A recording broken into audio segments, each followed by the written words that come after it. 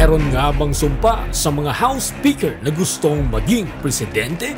It's time, Solid Watchers. Welcome to Watch, kung saan asintado ang bawat kaalaman. Naniniwala ba kayo sa mga tila patterns sa politika?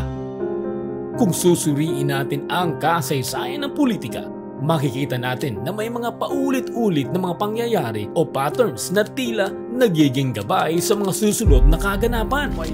Naaalala niyo pa ba ang pinag-usapan natin noong nakaraang video tungkol sa mga kapalaran ng mga pangulong nanumpa sa National Museum na dating Philippine Congress?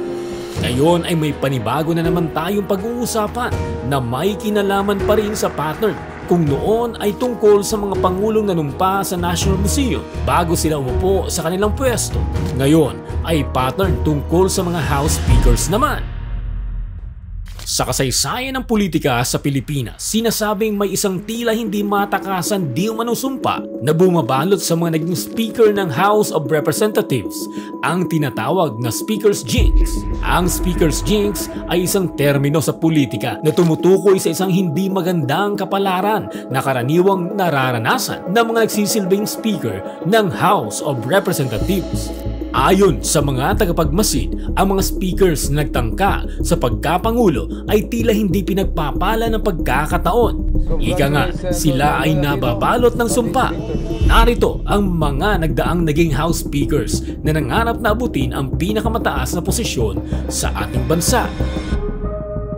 House Speaker Ramon Mitra Jr.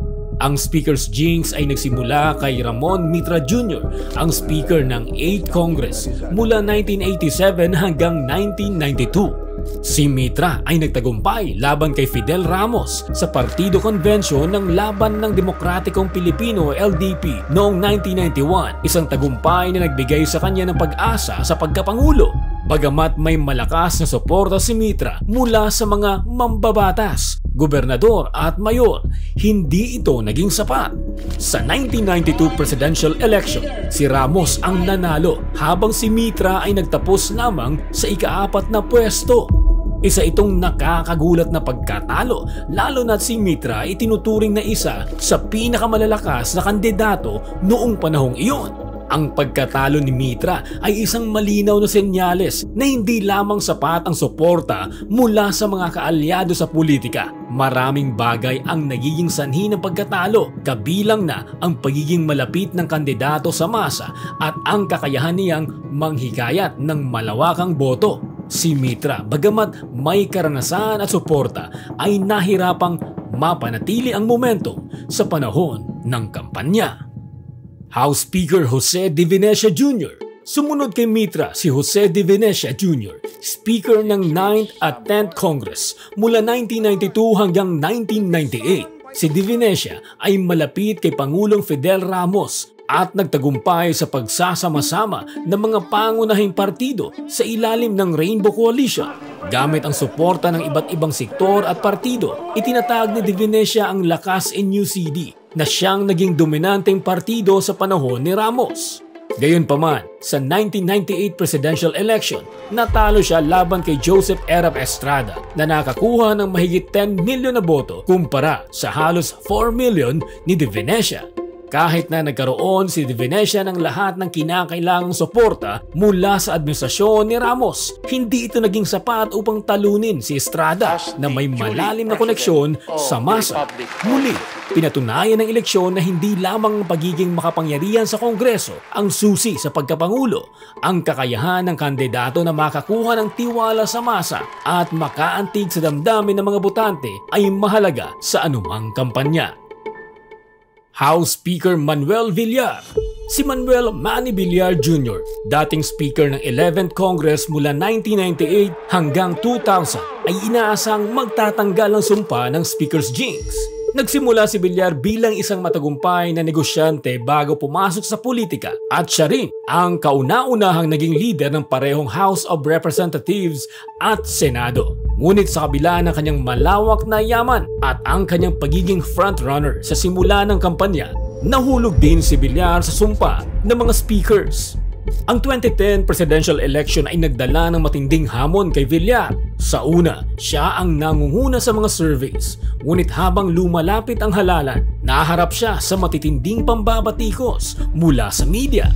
Ang sumunod na pambansang kalakaran ay pumabor kay Benigno Noynoy Aquino III. Ang kampanya ni Villar ay naubos at bumagsak at nagtapos lamang siya sa 3 pwesto sa halalan sa likod ni Aquino at Estrada. House Speaker Martin Romualdez. Taong 2022 naluklok bilang House Speaker ng House of Representatives si Ferdinand Martin Romualdez, pinsang buo ni Pangulong Ferdinand Marcos Jr. Marami na ang nagsasabing maaaring sumubok daw sa pagkapangulo sa 2028 si Speaker Romualdez. Sa loob ng 2 taon niya bilang Speaker, tumaas ang visibility ni Romualdez na kadalasang nakikitang lumalahok sa ilang executive functions kasama ang ilan niyang mga kasamahang mga kongresista. Ang kanyang malapit na ugnayan sa kasalukuyang administrasyon ay nagbigay sa kanya ng mas mataas na political standing. Subalit tulad ng mga naunang speakers, si Romualdez ay nahaharap din sa mga hamon. Ayon sa mga surveys, hindi siya nangunguna sa listahan ng mga posibleng kandidato para sa 2028 presidential elections. Dagdag pa rito, mayroon ding mga isyu at kontrobersya na bumabalot sa kanyang pangalan tulad ng pagkakadawit sa bribery case sa Estados Unidos na nauugnay sa Okada Casino Resort sa Manila. Ang tanong ngayon, kaya ba ni Romualdez na tapusin ang tinaguriang Speaker's Jinx? Sa kabila ng kanyang malapit na relasyon sa mga kapwa mambabatas at ang kanyang kontrol sa Kongreso, hindi garantiya na magtatanggumpay siya sa pagkapangulo. Malakas at mataimtim siguro na dasal ang gagawin ni Speaker Romualdez para mabali at mahinto niya ang sumpang Speaker's Jinx. Bagamat may ilang nagsasabing mas mapangahas at determinado siya, marami pa rin ang nagdududa kung ang kanyang kasalukuyang impluensya ay sapat upang talunin ang mga kilalang pangalan tulad ni Vice President Sara Duterte na nangunguna sa mga survey para sa 2028. Ang tanong ngayon, mauulit ba ang kasaysayan kay Speaker Ferdinand Martin Romualdez? Malampasan niya kaya ang sumpang ito? Tanging kapalaran at oras lamang ang mga pagsasabi. Kung meron kayong opinyon o sesyon, mag-iwan lamang kayo ng komento sa ibaba.